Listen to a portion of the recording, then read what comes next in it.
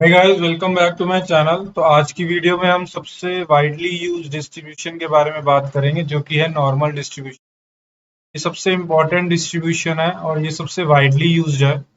और यानी कि ये बेसिकली ज़्यादातर जो नेचुरल फिनोमिनन्स हैं उसमें सबसे ज़्यादा नॉर्मल डिस्ट्रीब्यूशन ही यूज होती है। तो अगर आप कहो कि हाइट्स ऑफ पीपल हो गया, या आपके वेट्स ऑफ पीपल हो गया, या वेट्स ऑफ पीपल कह लो, या आपका लेंथ ऑफ द लीव्स, जो आपकी लीव्स हैं उनकी लेंथ हो गई। तो बेसिकली मेरा कहने का मतलब है कि वेट्स ऑफ एनिमल, जो आपके एनिमल के वेट्स हैं, ठीक है, या वेट्स ऑफ ह्यूमन बीइंग, कोई भी ज्यादातर जो नेचुरल फिनोमिनन्स होते हैं ना, जो ये बेसिकली मोस्ट वाइडली यूज्ड है। ये सबसे ज्यादा वाइडली मोस्ट वाइडली यूज्ड मानी जाती है। और इतना भी समझ लो कि ज्यादातर अगर हमारी हमारे पास कोई डिस्ट्रीब्यूशन है और हमें उसकी नहीं पता होती ना, कि हमें उसकी नहीं पता कि वो डिस्ट्रीब्यूशन क्या है, तो ज्यादातर हम यही एज्यूम कर लेते हैं कि वो नॉर्मल डिस्ट्रीब्यूशन है। ठीक है, स्टैटिस्टिशियंस ये एज्यूम कर लेते हैं कि वो नॉर्मल डिस्ट्रीब्यूटेड होगा ही। ठीक है, चलो, नॉर्मल डिस्ट्रीब्यूशन को गॉसियन डिस्ट्रीब्यूशन भी बोला जाता है। ठीक है, नॉर्मल डिस्ट्रीब्यूशन को गॉसियन डिस्ट्रीब्यूशन भी बोला जाता है। चलो, अब इसके बारे में डिस्कस करते हैं। तो अगर मैं बोलूं कि मेरा एक रैंडम वेरिएबल एक्स है जो नॉर्मल डिस्ट्रीब्यूटेड है, ठीक है, तो पता है नॉर्मल डिस्ट्रीब्यूशन के पैरामीटर्स क्या होंगे। अभी तक हम हर डिस्ट्रीब्यूशन के पैरामीटर की बात करते हुए आए हैं। तो नॉर्मल डिस्ट्रीब्यूशन का पैरामीटर होगा आपका न्यू और सिग्मा स्क्वायर। सिग्मा स्क्वायर कह लो, सिग्मा स्क्वायर क्या है, बेसिकली आपका वेरिएंस है। या तो सिग्मा स्क्वायर कह लो या सिग्मा कह लो। सिग्मा क्या होगा, आपका स्टैंडर्ड डेविएशन है। या तो आपका न्यू और सिग्मा स्क्वायर कह लो, या न्यू और सिग्मा कह लो। तो ये बेसिकली ये दो आपके पैरामीटर्स हैं। ठीक है, तो बेसिकली आप ये समझो कि अगर आपको ये दो मिल जाए ना, तो आप सारी चीजें फाइंड कर सकते हो। ठीक है, तो बेसिकली अगर आपको ये दो मिल जाए, आपका न्यू मिल जाए और आपको सिग्मा स्क्वायर मिल जाए, तो आप सारी चीजें फाइंड आउट कर सकते हो। ठीक है, तो क्या सारी चीजें, तो अगर हम पीडीएफ की बात करें, नॉर्मल डिस्ट्रीब्यूशन की पीडीएफ की बात करें, तो उस पीडीएफ का पता है क्या फॉर्मूला होता है। बड़ा कॉम्प्लेक्स सा फॉर्मूला होता है, लेकिन ये फॉर्मूला आपको पता होना चाहिए। तो फॉर्मूला क्या है, वो फॉर्मूला है under root 2 pi sigma square exponential of minus x minus mu का square, basically upon 2 sigma square. ये होता है। ठीक है, ये फॉर्मूला आपको जरूर पता होना चाहिए। सबसे इंपॉर्टेंट फॉर्मूला है ये नॉर्मल डिस्ट्रीब्यूशन के पीडीएफ का। ठीक है, अभी हम इस पे आएंगे जब हम इसका डायग्राम ड्रॉ करेंगे। ठीक है, पीडीएफ का जब हम प्लॉट शो करेंगे। तो चलो, अभी ये देखो, ये जो इसमें ये जो टर्म है ना, ये वाली टर्म, ये वाली जो टर्म है, ये कांस्टेंट है। ठीक है, ये तो कांस्टेंट है, सिग्मा स्क्वायर कांस्टेंट है। ये बेसिकली इसमें जो एक्स है, ये बेसिकली एक तरीके का वेरिएबल है। ठीक है, तो बेसिकली ये जो कांस्टेंट है ना, ये बस इसीलिए ऐड होता है, ये कांस्टेंट इसलिए ऐड किया गया है ताकि आपका ये जो पीडीएफ का फॉर्मूला होता है ना, कि पीडीएफ, अगर मैं ये पीडीएफ को माइनस इन्फिनिटी प्लस इन्फिनिटी करूं डीएक्स, ये वन हो जाए।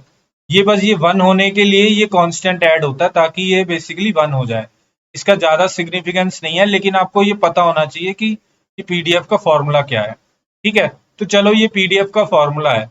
तो अब अगर मैं बोलता हूं, अब अगर सपोज करो मैं बोला कि मेरा एक x1 है, एक x1 रैंडम वेरिएबल है जो कि नॉर्मल डिस्ट्रीब्यूशन फॉलो कर रहा है। मैं नॉर्मल डिस्ट्रीब्यूशन को खाली एन से नोटेशन दे रहा हूँ। ठीक है, एन से जनरली नोटेशन दी जाती है। तो मैंने बोला कि वो नॉर्मल डिस्ट्रीब्यूशन फॉलो कर रहा है।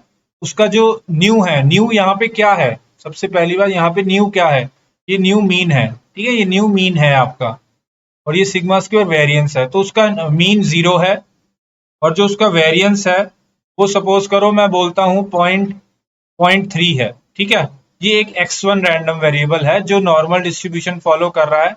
इसका मीन 0 है और ये 0.3 है। ठीक है, तो अब अगर एक x2 रैंडम वेरिएबल आया, एक x2 रैंडम वेरिएबल आया, मैं वो बोलता हूँ कि वो भी नॉर्मल डिस्ट्रीब्यूशन फॉलो कर रहा है। उसका जो मीन है वो 0 है, लेकिन उसका जो वेरिएंस है ना, ये जो वेरिएंस है वो हम थोड़ा बढ़ा देते हैं। सपोज करो वो हम बोलते हैं 1 है। ठीक है, अब एक लेता हूँ रैंडम वेरिएबल x3। ठीक है, उसका मैं बोलता हूं उसका नॉर्मल डिस्ट्रीब्यूशन है, उसका 0 है, हम और बढ़ा देते हैं, हम इसको बोलते हैं ये 5 है। ठीक है, अब चलो, ये तो हो गए जिनका मीन, इनका मीन सबका 0 है। अब मैं एक और ले लेता हूँ, एक एग्जांपल जिसका मीन मैं कहता हूँ कि मीन थोड़ा चेंज कर देता हूँ, मीन मैं बोलता हूँ कि इसका मीन -3 है। ठीक है, और वेरिएंस मैं बोलता हूँ 1 ही है। ठीक है, सिंपल सा 1 ही ले लेते हैं। ठीक है, तो चलो ये 4 है। अब इसका ना हम डायग्राम देखते हैं कि इन चारों के डायग्राम में क्या क्या डिफरेंस होगा। ठीक है, तो मैं एक डायग्राम बना रहा हूँ, वो समझो आप। ठीक है, तो डायग्राम कैसे है कि ये मेरा पीडीएफ है, मैं पीडीएफ का डायग्राम बना रहा हूँ अपना नॉर्मल डिस्ट्रीब्यूशन का। ठीक है, मैं अपना पीडीएफ का डायग्राम बना रहा हूँ नॉर्मल डिस्ट्रीब्यूशन का। ये सपोज करो ये एक्सिस है, तो सपोज करो आपका 0 यहाँ है। ठीक है, आपका 0 यहाँ है, अभी के लिए मैंने ये एक्सिस यहाँ बना दी, ये एक्सिस यहाँ होगी। ठीक है, उससे कोई फर्क नहीं पड़ता। तो ये बेसिकली ये -1 होगा, ये -2 होगा। मैंने ये इसलिए बनाया ताकि आपको डायग्राम थोड़ा आसानी से समझ आ जाए। ये -5 होगा। ठीक है, तो इस तरीके से मैंने तो डायग्राम बना दिया। ये 1 होगा, ये 2 होगा, ये 3 होगा, ये 4 होगा, ऐसे ही ये 5 होगा, आगे 6 होगा, ऐसे होगा। ठीक है, तो अब चलो, अब अगर हम x1 देखें, जो सबसे पहले मैं x2 बनाता हूँ, एक काम करता हूँ, सबसे पहले मैं ये अपना x1 बनाता हूँ, सॉरी x1 बनाता हूँ। ये ध्यान रखो कि इसका मीन 0 है। इसका जब मीन 0 है ना, तो इसका प्लॉट पता है कैसे होगा? इसका प्लॉट कुछ इस तरीके से होगा। एग्जैक्ट तो प्लॉट नहीं बन सकता, लेकिन इसका प्लॉट आप ये समझो कि इसका प्लॉट ना ऐसे जाएगा।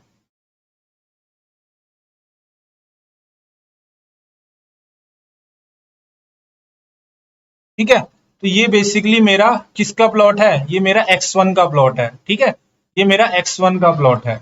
x1 क्या था? Basically n 0,0.3। ठीक है, ये 0 बेसिकली ये मीन है। मीन पे हाईएस्ट वैल्यू होती है, ज्यादातर बेसिकली मीन यहाँ पे होता है।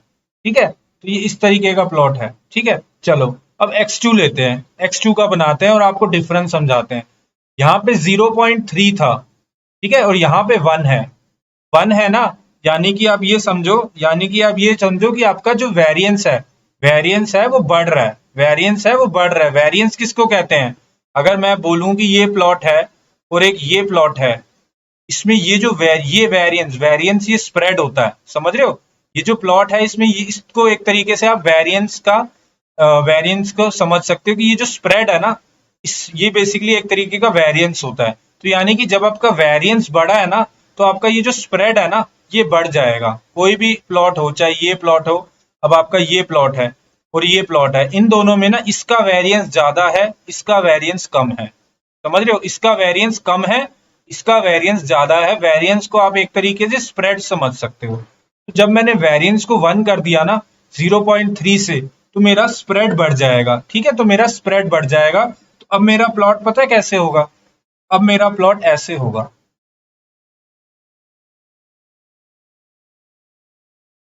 ठीक है, अब मेरा प्लॉट कुछ ऐसे बनेगा।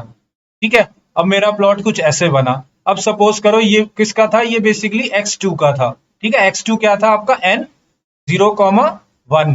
ठीक है, अब मैं बना रहा हूं n 0,5 और मैंने सिग्निफिकेंस और बढ़ा दिया, यानी कि अब मेरा प्लॉट कुछ ऐसे हो जाएगा।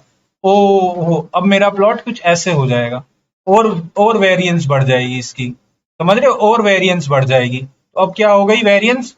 अब ये बेसिकली ये वेरिएंस आप इस स्प्रेड को समझ सकते हो। मैं यहाँ पे बनाना नहीं चाहता, प्लॉट पूरा खराब हो जाएगा। तो ये x3 हो जाएगा आपका n 0,5। ठीक है, आपकी वेरिएंस बढ़ी जा रही है। ठीक है, अब मैंने यहाँ पे एक x4 लिया था, जो मैंने बोला जिसका मीन -3 है। अब एक बात बताओ, इन सबका मीन ना, इन सबका हाईएस्ट पॉइंट जनरली 0 पे था। ठीक है, अब मीन -3 है, मतलब ये जो मेरा प्लॉट है ना, मेरा ये जो प्लॉट है, ये वाला कौन सा था? ये n 0,0.3 था, ये था n 0,1। ठीक है, तो अब इसमें और इसमें और इसमें क्या फर्क है? इसमें मीन का फर्क है, ये -3 है, यहाँ 0 है, यानी कि मेरा प्लॉट इधर शिफ्ट हो जाएगा। ये -3 मेरा बेसिकली इस टाइप का प्लॉट हो जाएगा।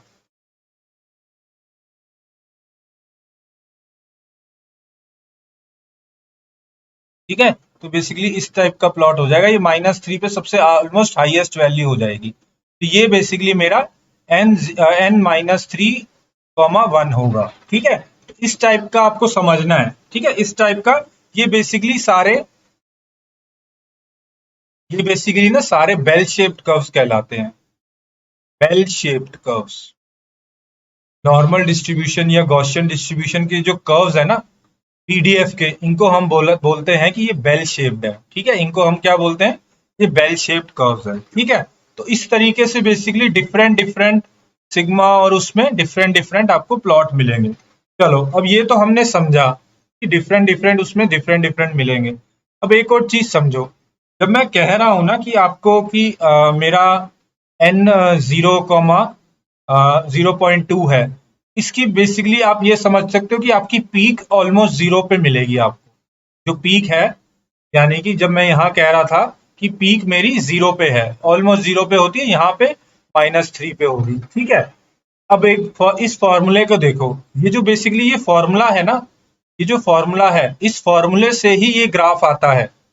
इस फॉर्मूले से ही ये पीडीएफ का ग्राफ आया है। ये जो ग्राफ है, ये बेसिकली इस फॉर्मूले से ही आया है आपका एफएक्स वाले। ठीक है, चलो, अब एक बात बताओ, अगर मैं ये कहूं कि बेसिकली ये तो कांस्टेंट है, ये तो कांस्टेंट है, बेसिकली ये क्या डिसाइड कर रहा है, बेसिकली इस ग्राफ में ना ये डिसाइड कर रहा है, ये जो ये टर्म है, यानी कि मेरी जो एक्स माइनस न्यू टर्म है ना, ये बेसिकली ये एक्स माइनस न्यू स्क्वायर है। ठीक है, ये स्क्वायर है यहाँ पे, तो ये बेसिकली ये चीज ये डिसाइड कर रहा है कि आपका ये जो ग्राफ बना रहे हो ना, ये जो ग्राफ बना रहे हो ये कितनी दूर जाएगा, how far will your points go. तो ये जो टर्म है ना, ये डिसाइड कर रही है। और ये जो ये टर्म है सिग्मा स्क्वायर यहाँ पे, ये बेसिकली ये जो टर्म है ये डिसाइड कर रही है कि ये जो आपका ग्राफ है ये कितनी तेज नीचे आएगा। यानी कि ये समझो, जैसे आपका सिग्मा बढ़ रहा है, यानी कि जैसे जैसे आपकी सिग्मा की वैल्यू बढ़ रही है, ये ग्राफ धीरे धीरे नीचे आ रहा है। यहाँ जब 0.3 था तो ये इतनी तेज नीचे फॉल कर गया, जब 1 हुआ तो ये बेसिकली थोड़ा स्लो फॉल किया। ठीक है, और जब 5 हो गया, एन जब सिग्मा स्क्वायर 5 हो गया, तो बेसिकली ये और धीरे धीरे फॉल होना शुरू हो गया। तो यानी कि जैसे जैसे सिग्मा स्क्वायर की वैल्यू बढ़ रही है, ठीक है, आपका स्प्रेड भी बढ़ रहा है, और एक तरीके से आपका जो ग्राफ है वो धीरे धीरे फॉल हो रहा है। ठीक है, तो ये समझना बहुत जरूरी है कि इसका सिग्निफिकेंस क्या है इस ग्राफ की। चलो, ये तो हमने समझ लिया। बेसिकली मैंने आपको क्या बताया कि जैसे जैसे मेरा बेसिकली वेरिएंस बढ़ रहा है, मेरा जो रेट ऑफ फॉल है वो भी चेंज हो रहा है। मेरा रेट ऑफ फॉल, यानी कि जब मेरा वेरिएंस बहुत कम था तो मेरा बहुत जल्दी फॉल हो रहा था, जब थोड़ा सा बढ़ाया तो और थोड़ा धीरे फॉल होने लग गया, और बढ़ाया तो और थोड़ा धीरे फॉल होने लग गया। ठीक है, चलो, ये हमने समझ लिया अपने इस ग्राफ को। ठीक है, अब अगर हम अब सीडीएफ की बात करें, अगर हम सीडीएफ की बात करें ना, अगर आपको वैसे एक्सपेक्टेड वैल्यू आपको मैंने बताई थी, एक्सपेक्टेड वैल्यू पता हो तो नॉर्मल डिस्ट्रीब्यूशन की न्यू होती है, तो बेसिकली वो आपका मीन है। आपका नॉर्मल डिस्ट्रीब्यूशन का पैरामीटर न्यू और सिग्मा स्क्वायर है, ये वेरिएंस है, तो वेरिएंस बेसिकली आपका सिग्मा स्क्वायर है। ठीक है, ये न्यू है। ये बेसिकली पैरामीटर्स आपको फाइंड करने दिए हो सकते हैं कभी कभार, या आपको डेटा से फाइंड भी करने हो सकते हैं। ठीक है, न्यू कैसे फाइंड करोगे, सपोज करो आपको बड़ा सारा डेटा दिया हुआ, उसका आप मीन फाइंड कर लोगे, तो वो बेसिकली आपका न्यू होगा। आपको बेसिकली न्यू मिल गया अपने नॉर्मल डिस्ट्रीब्यूशन का। सपोज करो आपको बड़ी सारी हाइट्स दी हुई हैं, आपको 1000 हाइट्स दी हुई हैं, तो आप क्या करोगे, आप उनका एवरेज ले लोगे। जब एवरेज ले लोगे तो वो न्यू मिल जाएगा आपको। आप वेरिएंस भी निकाल सकते हो। वेरिएंस का फॉर्मूला क्या होता है, 1/n summation xi minus mu whole square. इससे आप वेरिएंस भी निकाल सकते हो। तो बेसिकली आपको आपके, अगर किसी ने बोला, आपको डेटा दे दिया, किसी ने आपको डेटा दे दिया बड़ा सारा, और बोला कि ये डेटा नॉर्मल डिस्ट्रीब्यूशन फॉलो कर रहा है, ठीक है, बोल दिया कि ये डेटा नॉर्मल डिस्ट्रीब्यूशन फॉलो कर रहा है, आपके लिए बड़ा सिंपल हो जाएगा। आप क्या करोगे, मीन निकाल लोगे, वेरिएंस निकाल लोगे, आपको एन मिल गया, N nu comma sigma square मिल गया। यानी कि आपको पता लग गया कि ये डेटा नॉर्मल डिस्ट्रीब्यूशन फॉलो कर रहा है, इसका ये मीन है और ये सिग्मा स्क्वायर है। जब ये दोनों चीजें पता लग गई, तो आप पीडीएफ कितनी आसानी से निकाल लोगे, आप पीडीएफ का प्लॉट कितनी आसानी से प्लॉट कर लोगे, समझ रहे हो। बेसिकली ये आप प्लॉट कर लोगे। अभी हम प्लॉट भी करेंगे, तो चलो एक बार हम प्लॉट ही कर लेते हैं, पहले हम प्लॉट ही कर लेते हैं, आपको चीजें समझ आ जाएंगी। तो सपोज करो मैं एक बोलता हूँ कि मेरे को एक रैंडम नॉर्मल डिस्ट्रीब्यूशन चाहिए। ठीक है, मेरे को एक रैंडम नॉर्मल डिस्ट्रीब्यूशन चाहिए। मैं बोल रहा हूँ कि मेरे को एक रैंडम, उसका बेसिकली एक पैरामीटर होता है लॉग, लॉग का मतलब होता है मीन, ठीक है। तो मैं बोल रहा हूँ मेरे को मीन उसका 0 चाहिए, और स्केल होता है उसका बेसिकली आप स्टैंडर्ड डेविएशन समझ सकते हो, ठीक है। तो standard deviation under root sigma हो गया, तो मैं बोलता हूँ मेरे को 2 दे दो, ठीक है। और साइज मेरे को दे दो आप 100 पॉइंट्स दे दो ऐसे, ठीक है। ठीक है, तो अब अगर मैं एक्स ये करूँ, हाँ तो ये एक्स दिखाएगा, ठीक है। एक second guys, let it run, ठीक है। तो ये इसने 100 पॉइंट्स दिखा दिए। ये जो 100 पॉइंट्स है ना, ये नॉर्मल डिस्ट्रीब्यूशन के हैं। गाइस एक चीज समझो, ये मैंने रैंडमली क्रिएट करी है एक नॉर्मल डिस्ट्रीब्यूशन। जनरली जब आप कंपनी में जा रहे होगे तो आपको बेसिकली डेटा दिया होगा, जो बेसिकली हो भी सकता है कि वो नॉर्मल डिस्ट्रीब्यूशन का हो या एक्सपोनेंशियल डिस्ट्रीब्यूशन का हो। लेकिन ये मैंने आपको दिखाया है कि अगर आपको रैंडमली नॉर्मल डिस्ट्रीब्यूशन का डेटा फाइंड करना है तो आप इस तरीके से बना सकते हो, ठीक है। तो अब सपोज करो मेरे को इसका प्लॉट बनाना है, तो मैं क्या करूंगा, मैं यहाँ से कॉपी कर लेता हूँ ये s n s dot x, तो मैंने ये यहाँ कॉपी कर दिया कि s n s dot displot बना दो, इसका पीडीएफ बना दो, और हिस्टोग्राम फॉल्स कर दिया मैंने, ठीक है। तो अभी देखते हैं क्या प्लॉट होता है। ये देखो, ये नॉर्मल डिस्ट्रीब्यूशन बन गई, 0 पे इसका क्या है मीन है, और ये उसका ऑलमोस्ट वेरिएंस होता है, ठीक है। चलो, अब मैं यहाँ पे अगर हिस्ट फॉल्स हटा दूं ना, तो देखना क्या होगा, तो देखना ये हिस्टोग्राम भी दिखाना स्टार्ट कर देगा, ये हिस्टोग्राम भी दिखाना स्टार्ट कर देगा। मैं चाहता हूँ कि मैं हिस्टोग्राम नहीं देखना चाहता, तो मैं यहाँ पे histogram hist equal to false लिख देता हूँ, ठीक है। चलो, अब एक काम करता हूँ, मैं एक और वेरिएबल लेता हूँ, मैं एक और वेरिएबल लेता हूँ, वाई लेता हूँ, और उसमें थोड़ा सा चेंज करता हूँ। तो ये जो मैं वाई ले रहा हूँ उसमें क्या कर रहा हूँ, मैं नॉर्मल डिस्ट्रीब्यूशन मीन 0 ही रख रहा हूँ, और मैं स्टैंडर्ड डेविएशन कर देता हूँ 5, ठीक है। मैंने चेंज कर दिया अपनी, ठीक है। अब मैं एक यहाँ एक जेड भी ले लेता हूँ, सॉरी, एक मैं जेड ले लेता हूँ, जिसमें मैं थोड़ी मीन की पोजीशन चेंज कर देता हूँ। मीन की पोजीशन मैं कर देता हूँ -3 कर देता हूँ, ठीक है। और अब देखते हैं, यहाँ पे मैं बेसिकली इसको जेड नाम दे देता हूँ, तो मैं जेड नाम दे दिया मैंने यहाँ पे, ठीक है। अब देखते हैं क्या आता है हमारे पास। अब हम एक्सपेक्ट कर रहे हैं कि हमारे पास 3 डिस्ट्रीब्यूशन आएंगी, ये देखो हमारे पास 3 डिस्ट्रीब्यूशन आ गई, ठीक है। इनका कलर चेंज कर लेता हूँ, इससे कलर से आपको थोड़ा आइडिया हो जाएगा। इसका मैं कर देता हूँ रेड, का मैं कर देता हूँ ग्रीन, ठीक है। तो जो रेड वाली है बेसिकली मेरी, उसका मीन जो है वो मैंने चेंज किया है, ठीक है। ये देखो, रेड वाली मेरी थोड़ी इधर हो गई, उसका मीन बेसिकली -3 के आसपास होगा, ठीक है। और ग्रीन वाली जो है बेसिकली उसका मैंने स्टैंडर्ड डेविएशन चेंज किया था, तो वो देखो थोड़ा सा आउटपुट चेंज हो गया। ये थोड़ा बेल शेप कर्व नहीं आ रहा, क्योंकि ये हम रैंडमली क्रिएट कर रहे हैं। अब मैं इसको दोबारा अगर रन करूं तो ग्राफ थोड़ा मेरा चेंज हो जाएगा, ठीक है। देखो ग्राफ थोड़ा सा चेंज हो गया। फिर जैसे जैसे आप दोबारा दोबारा रन करते रहोगे, ये डेटा चेंज होता रहेगा, तो उस हिसाब से कर्व भी चेंज होता रहेगा। लेकिन ये ऑलमोस्ट बेल शेप्ड कर्व है, ये ऑलमोस्ट नॉर्मल डिस्ट्रीब्यूशन होता है, ठीक है। तो चलो, अब हमने ये समझ लिया कि हमारा पीडीएफ किस तरीके का होता है। अब हम सीडीएफ के बारे में बात करते हैं, पीडीएफ के बारे में बात करते हैं, ठीक है। तो अगर आप सीडीएफ देखना चाहो ना, सीडीएफ देखना चाहो, तो गॉसियन, ये जो नॉर्मल डिस्ट्रीब्यूशन जो है हमारा, कि जो हमारी अपना सीडीएफ होता है, का जो हमारा सीडीएफ होता है, हाँ तो हम सीडीएफ बना रहे हैं, तो मैं एक काम करता हूँ, इन्हीं का ही बनाता हूँ, ठीक है। ये जो हमने 4 रैंडम वेरिएबल लिए थे ना, तो एक एक्स ये लिया था हमने, एक N01 लिया था, और एक 05 लिया था। तो एक काम करता हूँ, और एक ये लिया था X4। तो मैं इन्हीं का ही थोड़ा सा एग्जांपल लेके बता देता हूँ। तो सपोज करो मेरा पहला क्या था, मेरा पहला X1 था, जो N0,0.3 था। और दूसरा क्या था, X2 क्या था, जो N0,1 था। X3 क्या था, N0,5 था शायद, हाँ। X4 था मेरा, जहाँ पे मैंने मीन चेंज किया था, मैंने मीन कर दिया था -3, और यहाँ पे मैंने इसको 1 ही रखा था, ठीक है। तो चलो, अब अगर मैं इसका इनका सीडीएफ बनाना चाहूँ, ये मैं अप्रोक्सीमेट ग्राफ बना रहा हूँ, ये जरूरी नहीं कि बिल्कुल एग्जैक्ट ऐसे ही मिले। मैं अप्रोक्सीमेट आपको डिफरेंस बताना चाह रहा हूँ कि इन ग्राफ में डिफरेंस क्या होगा, ठीक है। तो चलो, ये अगर ग्राफ मैं बनाऊं ना, तो सपोज करो सबसे पहले मैं क्या काम करता हूँ, मैं 0.3 वाला बनाता हूँ, x1 वाला बनाता हूँ।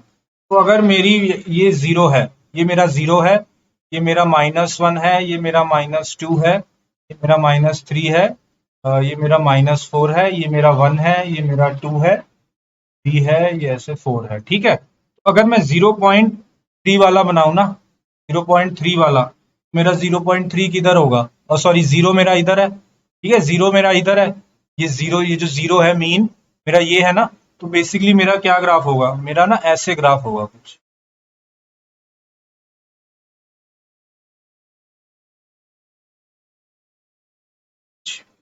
टाइप का ग्राफ होगा।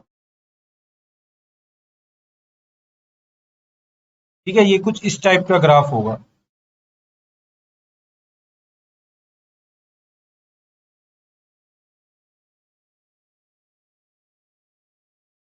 ठीक है, यानी कि अगर मैं यहाँ पे एक ये जीरो पे ना एक काम करता हूँ, मैं इस तरीके की लाइन बना लेता हूँ ताकि आपको चीजें क्लियर हो।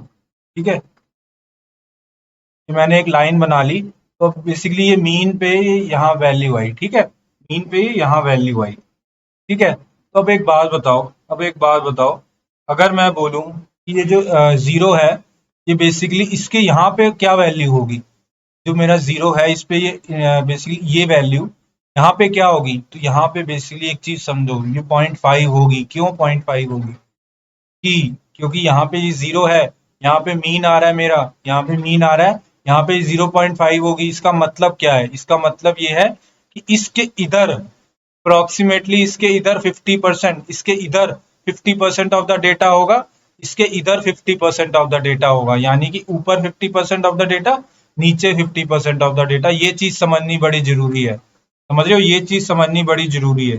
ठीक है, तो चलो, अब ये हमने समझ लिया। मैं अब इसको थोड़ा सा यहाँ से हटाता हूँ ताकि डायग्राम पूरा कर सकूं। ठीक है, तो ये बेसिकली मैंने क्या बोला, ये मेरा किसका था, ये मेरा n 0,0.3 का था।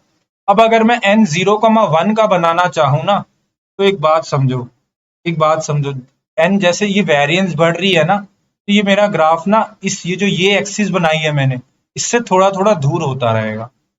ठीक है, इससे थोड़ा थोड़ा दूर होता रहेगा। तो ये ग्राफ कैसा होगा, ग्राफ कुछ इस तरीके से होगा।